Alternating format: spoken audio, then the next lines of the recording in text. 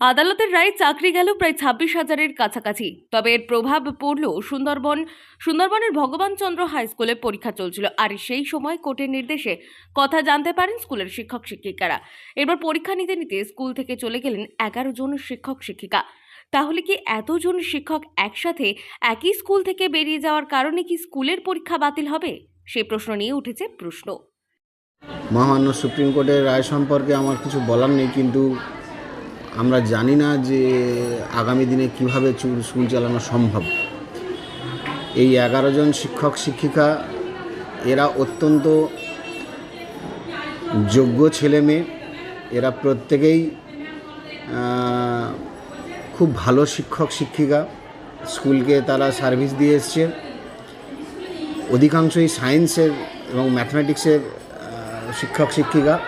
তাদের ওপর ভরসা করেই স্কুলে সায়েন্স চলছে। গত 3 বছর এইচএস সায়েন্স আমরা চালাচ্ছি, খুব ভালো রেজাল্টও হচ্ছে। এবং তারা 16 সালের প্যানেলের মাধ্যমিক স্তরভুক্ত শিক্ষক শিক্ষিকা হওয়া সত্ত্বেও তারা এতটাই দক্ষ যে তারা নিজেরাই দায়িত্ব নিয়ে উচ্চ মাধ্যমিক সায়েন্সের বিজ্ঞান বিভাগটাও ওরা চালাচ্ছিল। একাধিক শিক্ষক শিক্ষিকা সায়েন্স এবং ম্যাথামেটিক্সের ছিলেন। তাদের উপর ভরসা করে স্কুলে সায়েন্স সাবজেক্ট চলছে।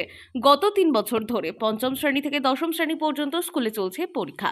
তার মধ্যে সুপ্রিম কোর্টের নির্দেশে 11 জন শিক্ষকের চাকরি যাওয়াতে সমস্যার মধ্যে পড়েছেন কুলতলি বিধানসভার জামতলা ভগবানচন্দ্র হাই স্কুল। যদিও এই প্রসঙ্গে প্রধান শিক্ষক জানান, কাঁদতে কাঁদতে বেরিয়ে গেলেন শিক্ষকরা। স্কুলে পরীক্ষা চলছে, আগামী দিনে কিভাবে স্কুল চলবে তা নিয়ে চিন্তার মধ্যে পড়েছেন শিক্ষকগণ। আমাদের স্কুলে 11 জন স্যার চলে গিয়েছে।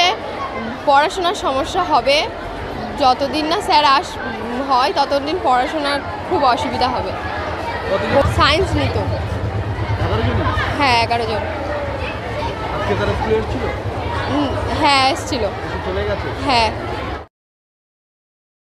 স্কুলে প্রায় 3,500 ছাত্রছাত্রী রয়েছে। কুলতলির একটা প্রত্যন্ত এলাকায় বিজ্ঞান বিভাগ কিভাবে চলবে তা নিয়ে চিন্তায় স্কুল। সুন্দরবনের প্রান্তিক এলাকায় এই স্কুল অত্যন্ত সুনামধন্য। এখানে সুন্দরবনের প্রান্তিক এলাকার বহু ছাত্রছাত্রী পড়াশোনা করে। আমাদের স্কুলে ছাত্রছাত্রীর অনুপাতে শিক্ষক শিক্ষিকা অনুপাত অনেকটাই কম। শিক্ষক নিয়োগের প্যানেল বাতিল হয়ে যাওয়ার কারণে শুধু আমাদের স্কুল নয়, সুন্দরবনের বিভিন্ন প্রান্তিক এলাকার স্কুলগুলিতেও পঠন পাঠনের ক্ষেত্রে ব্যাপকভাবে করতে রাজ্য সরকারের উচিত অবিলম্বে শিক্ষক নিয়োগ বিজ্ঞপ্তির মাধ্যমে রাজ্যের বিভিন্ন স্কুলগুলিতে শিক্ষক নিয়োগ। দক্ষিণ 24 পরগনা থেকে সুমন সাহার রিপোর্ট, লোকাল 18 বাংলা।